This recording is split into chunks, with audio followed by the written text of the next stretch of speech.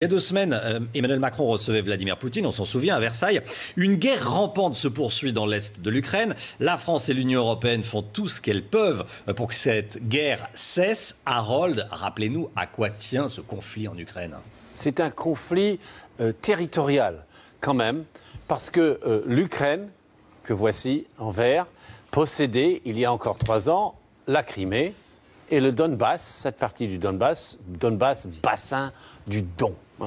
Et la Russie a annexé de force la Crimée juste après le renversement de l'ancien président ukrainien, Viktor Yanukovych, à la suite du phénomène du Maïdan, tous ces jeunes qui sont descendus dans la rue pour stopper le régime policier.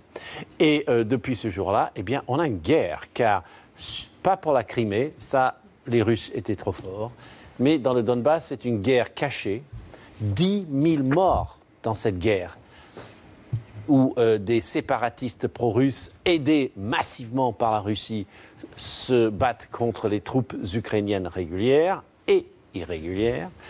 1 million de déplacés par ici et 1 million de déplacés en Russie.